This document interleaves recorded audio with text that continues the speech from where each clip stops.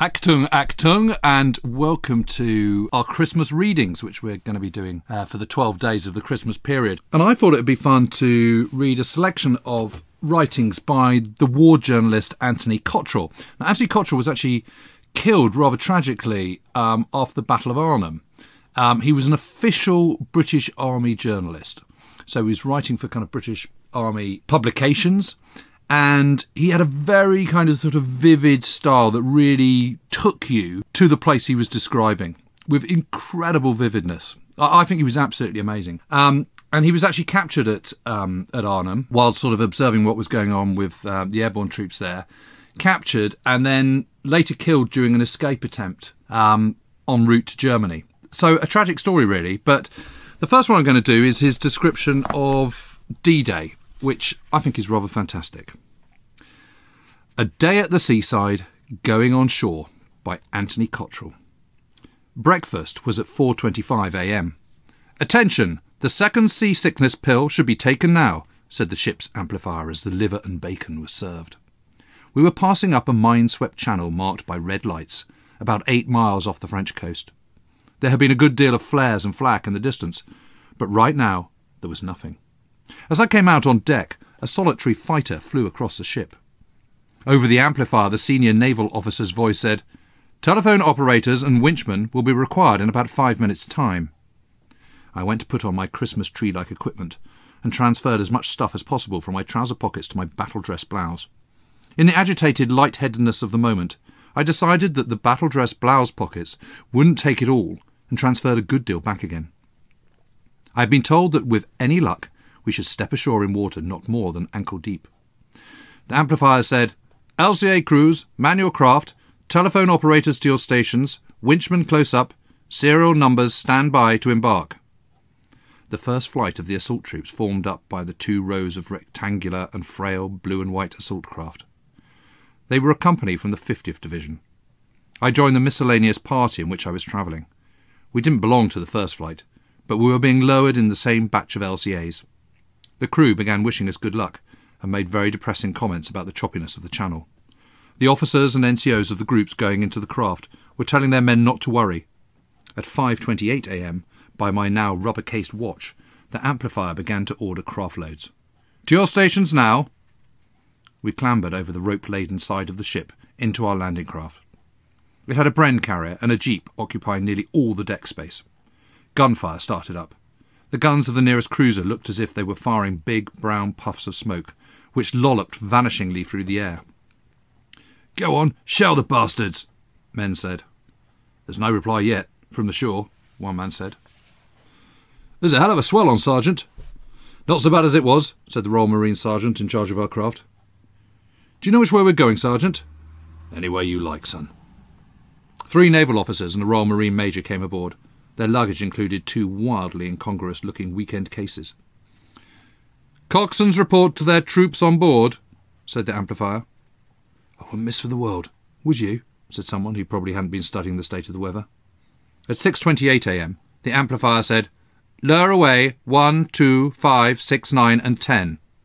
They hit the water with a splashing plop. A double line of landing craft tanks dawdled past some 200 yards away, and they split into a Y formation. Of course, there were ships all around us. Apparently, they were now spaced more widely apart than they had been earlier in the journey, so there didn't seem so many. Our number came up on the amplifier. "Get inside, lads, get inside," said the Marine Sergeant. They cast off the craft from the side of the ship. We were now suspended over the water from a single derrick by a cable split into 4, 1 strand to each corner, in umbrella fashion. We bumped about while we waited for 2 Marines who had been sent to fetch something. Then we were lowered about 10 feet, and a Royal Corps of Signals sergeant appeared, breathless and urgent, shouting to be put on board. He stood there with one leg over the ship's side, undecided whether or not to jump, until someone pointed out a rope down, which he slid, just as they were finally lowering us into the water. We weren't being lowered into any mill pond. Goodness, it was rough, and it went on being rough all the way to the shore. All the way to the shore. What a simple phrase that is. What a wealth of colourful and seasick events it fails to picture. Before landing at HR plus 45 minutes, we were to go to the headquarters ship and exchange the naval officers for the brigadier and staff of the assaulting brigade. We certainly went to the headquarters ship. In fact, we started going through her and tore a gash in her side. By sucking boiled sweets, I managed to avoid seasickness. Others had no boiled sweets, or found boiled sweets no antidote. We had all been issued with vomit bags, but in the event, men leaned over the pitching side. The unfortunate coxswain, the sergeant in the Royal Marines, seriously injured himself in trying to move single-handed the cable which had supported the landing craft when slung from the ship, and which was now entangled in the carrier, and would thus prevent its swift rush for the beach. The poor devil writhed about in the carrier, and we had to half lift him out. He refused to rest, much as we tried to make him do so. He was obviously in great pain. The barrage had now started all around us. There were ships and landing craft kicking up the devil's own row. A line of assault craft corkscrewed slowly past us, and I thanked my stars I wasn't expected to assault anybody. There was none of the infectiously emboldening qualities of smooth speed. They were being pitched and tossed and soaked, all very slowly. So were we. The faces of the brigadier and his staff, when we came junketing alongside to take them off, were what is known as a study. The journey down the little rope ladder was not an inviting one. It took some time to exchange our passengers. We now started on the last run into the shore.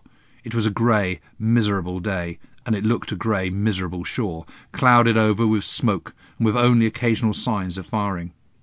A few shells fell casually in our neighbourhood, but the splash and noise they made were entirely lost in the noise and splash made by our own side. We could see the spikes of the beach obstacles above the surface of the water. It was now getting on for high tide. A little way out, the coxswain ordered the kedge to be dropped, and from then on the sea, which up to now had mysteriously refrained from swamping us, began to take its chances. Our feet disappeared below sea level, and great dollops of surf came washing over the sides, soaking people from head to foot. Some 40 yards out, the craft stopped, the front door was lowered, and we were invited to make for the shore. The jeep plunged into the water, and the water came over the floor, and after a few yards, it stuck there. I loaded my kit onto the carrier. Unfortunately, I hesitated just too long to load myself onto it. It made a sudden belly dive into the sea and started unsteadily for the shore. 3 men stood hesitating, as well they might. It seemed a moment for encouragement by example, and I followed the carrier down the ramp. The water was quite warm and waist-high. We waded towards a narrow strip of shingle, into which men and vehicles were beginning to pour. Running parallel to the beach was a track, behind which clouds of smoke were being generated. Through gaps in the smoke you could see English-looking green fields and a narrow road running uphill and inland to a ridge some 600 yards behind. To the right of the road on the ridge, an ugly-looking house stood against the skyline. There was machine-gun fire away to the left and in the centre, but the main effect on the beach was of some macabre circus coming to town. I followed the carrier in. The officer in charge of it took one look at the exit from the beach, which was now developing into a traffic jam, and ordered the driver to take a shortcut. But it wasn't that kind of beach. The carrier went a few yards and stuck in making a turn to avoid a wounded man lying on the beach with a blanket around him. The track came off, and there the carrier was stuck in the traffic line. The minefield between the beach and the parallel tracks was already being cleared. In one cleared corner sat about a dozen German prisoners, whose attitude was remarkably serene. They sat or lounged there like men whose day's work was done, greeting new arrivals with the wry sympathy of people committed to some boring social function. They weren't under any great constraint. Everyone was too busy trying to get along the beach themselves to waste time with prisoners. British wounded were lying on the fringe of the beach in 2s and 3s. Beach dressing stations were just being established. There were 2 sergeants lying together. I asked one what he thought of it. He'd been hit in the landing craft and again on coming ashore. He said it hadn't been as tough as he thought it would be. Apparently, he was easy to please. They were shivering with cold, for the driver of the broken-down carrier had given them his blankets. I fed them each a little rum. A few yards up the beach, a man was lying dead. An equal distance, the other way, a man was dying. His clothes were in ribbons, his helmet was gone. So were his legs. He was terribly disfigured, but still lingeringly alive. His mouth twitched and his arm moved a little. A doctor came and looked at him, but there was nothing he could do except cover him with more blankets. The poor devil stayed alive a few minutes more, and died. Casualties had been sharp but light, considering what might have been. The main trouble had been an 88mm gun, which had had a disastrous field of fire right up the beach. This particular sector was about 1,000 yards long. At first the beach looked haphazard. The whole horizon was dotted with LCTs beached at curious angles, either to avoid the underwater obstacles, long poles to which mines were attached, or because they had failed to avoid them. I helped dig slit trenches, which a tank then obliterated. I did some stretcher-bearing with a padre. I rescued a case of tins of self-heating soup, which had fallen from a tank as it came ashore, and shared some out with people who were wet through. By noon the sun was out. The smoke screens were disappearing. The beach was remarkably quiet. 2 CMPs walked along, carrying marking flags. They put up a big banner a few yards away. It pointed to the exit for tracked vehicles in 18-inch letters. There were also separate exits from the beach for wheeled vehicles and for marching parties. There were some pretty wet landings, both for vehicles and men. Many of the vehicles got stuck. Some of the men were drowned. When the tide went out, there were more vehicles stuck in the sand in one particular bit of our beach. Parties of men were drying themselves. A man dressed in a blanket, gym shoes and a tin hat walked along the water's edge looking for his kit. A man came in the opposite direction carrying a primus stove. 2 young officers walked along deep in conference, one of them carrying a large penguin doll. About 20 yards out from the shore, a man stood marooned on the bonnet of his truck. The fringe of the beach was littered with packs, petrol cans, tins of food, greatcoats and discarded boots, which already looked like old boots. A man came up to the driver of the carrier on which my kit had landed. "The brigadier's gone forward. Taken Hope with him." "In the jeep?" "No jeep. Damn all he's got. He's walking." "Oh well, soon be Christmas," said the driver, and crawled back under the carrier to continue his repair work. Tanks began coming in great numbers. The tracked vehicle exit, which had had some pretensions to a surface, was now reduced to a condition of morass. But thanks to professional intention, it was still usable. I came on a man scraping sand out of the engine of a jeep. I asked how it got there. "I don't know, sir. It was upside down when I found it." The afternoon was made hideous by the sappers exploding underwater obstacles. They went up with a detonating crack and a cloud of smoke and came down again with a shower of pebbles and shrapnel. At 3:45 p.m, 3-ton lorries started driving up the sands, guided by men who stood at the water's edge, signalling with yellow flags. It was much easier for vehicles to land there now the tide was out. I met a colonel from Combined Operations HQ, who was writing a report on the landing, and we walked the length of the beach. There were 13 LCTs beached by the underwater obstacles, with varying large holes blown in their sides. Many of them were floated successfully on the second tide. We met the colonel commanding the beach group. He said that he was fighting an infantry battle on the side, having killed 5 Germans himself. He went on to say there was still a lot of snipers and one substantial party, a platoon or more of Germans about with anti-tank guns and mortars. They had already destroyed an armoured car. A company was being sent against them. Walking up the road, we came across part of the company, crouching by the roadside, keyed for action. We walked on up the one-way road to the village. An information room had been set up in an amusement arcade called Salle de Fête.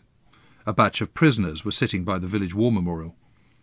The corner was crowded with miscellaneous troops. There was a good deal of bomb damage, but also a number of houses, and people left standing. A small boy stood on one of the garden gates, playing with toy binoculars. A larger boy came along carrying a souvenir shell case. We passed a deserted and damaged tank, whose wireless was still going, echoing oddly along the country road. The shops and the 2 little cafes were shut. We looked in one shop, which had suffered a little from blast, and were surprised to note the extent of its stocks of proprietary goods, like matches and toothpaste. The stocks weren't big, but by wartime standards, you could not call them inadequate. At the next corner, we were warned by a military policeman to keep to the left, as remaining enemy elements were about to be shelled. We emerged onto the beach again from this semicircular tour. At this end, there was a fairly solid sea wall. Incorporated in the wall was a well-beat concrete strongpoint, based on the 88mm gun which had given so much trouble in the morning. The colonel prevented some sailors from being blown up on booby traps while looking for souvenirs. One of them was drinking Vichy water, happy in the delusion that it was champagne. The military police had established themselves in the pillbox and were talking to a little sapper who had been resting. He said that after the assault, and after seeing a lot of his pals killed by grenades thrown from the pillbox whilst they were clearing the minefield, he had felt a bit queer. He was all right again now, but he felt funny. When the infantry finally assaulted the pillbox, they found the surviving Germans hidden, shivering, clutched together in a cupboard. But up to then, the Germans had fought hard. Sprawled among the seaward, at the foot of the lee wall, there were 4 of the men who had been killed in trying to make a frontal assault on the pillbox, while others went in behind. The Germans had lobbed hand grenades over the walls. They could hardly miss. It hadn't been possible to bury them yet because the burial ground for the beach was still under enemy fire. AA guns had now arrived on the beach.